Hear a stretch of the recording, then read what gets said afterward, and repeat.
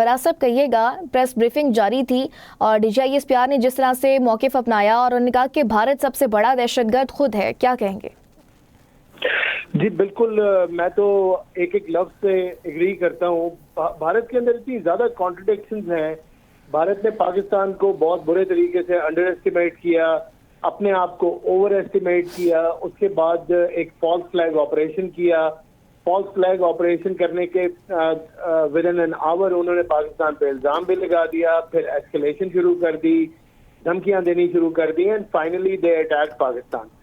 मुझे समझ नहीं आती कि ये इस इंटरनेट के दौर के अंदर और ये ग्लोबलाइज वर्ल्ड के अंदर भारत की पता नहीं क्या कंटेंशन थी या किस वो खुशफहमी का शिकार थे। उसके बाद जो इनके मीडिया का रोल रहा, और जाहिर है on the behest of the government of India, उन्होंने जो एब्सर्ड चीजें की, सारी क्रेडिबिलिटी अपनी खत्म कर ली इंडियन मीडिया ने।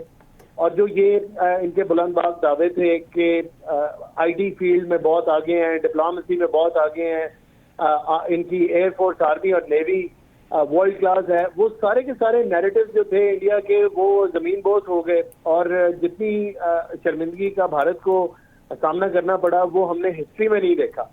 और for the first time in history Pakistan का जो नैरेटिव था regarding Kashmir, regarding Pakistan importance और पाकिस्तान की आर्मी का जो इसकी जो एक्सेलेंस है वो साबित भी हो गई पूरी दुनिया के आगे भी, और पाकिस्तान का जो नैरेटिव था वो भी पूरी दुनिया ने कबूल उसको किया। तो भारत तो एक फ्रंट पे नहीं हारा, भारत तो कई फ्रंट पे हारा है। और DGISPR ने बिल्कुल ठीक निशानदेही की है कि महीनों के बाद आप देखें कि इतनी भी उनके अंदर मॉरल करेज नहीं है कि जाहिर है अगर वो जिस लेवल पे कहते हैं कि हैं तो वो डिफीट को एक्सेप्ट करने वाली तो उनमें चीज ही नहीं है। वो सारी की सारी चीजें मीडिया के जोर के ऊपर चाहते हैं कि प्रोजेक्ट कर दें, झूठ सच और सारे अफसाने जो है वो दुनिया के आगे पेश करते हैं। लेकिन ये वो दौर नहीं है जिसके अंदर इंडियन नैरेटिव जो है वो खाली किसी सब्सटेंस के बगैर लोग जो है उसको बाय कर ले, ऐसा नहीं हो सकता, ये वो दौर नहीं।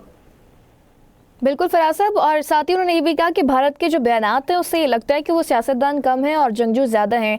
और फिर उन्होंने सवाल भी किया कि क्या हमारी फ़ौज के किसी अफसर ने सियासी बयान उठाने की कोशिश की है, अब जबकि हम भारत की पोजीशन देखते हैं तो वहाँ पर कोई अखंड भारत का नारा लगा रहा है और कोई क्या नारा लगा रहा है, उनको समझ ही नहीं आ रही है। देखिए, भारतीयों को ये सोचना चाहिए कि पहले इस काबिल तो हो जाएं कि फिल्मी दुनिया से बाहर निकले। असल दुनिया बड़ी मुख्तलिफ है।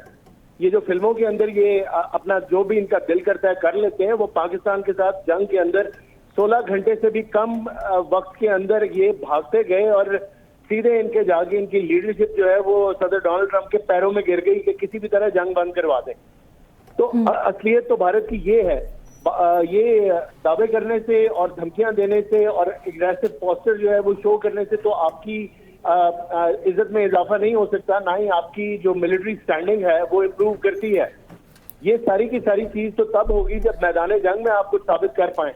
मैदान जंग में तो वो दुम दबा के भाग गए। रियलिटी है, पूरी दुनिया ने देखा।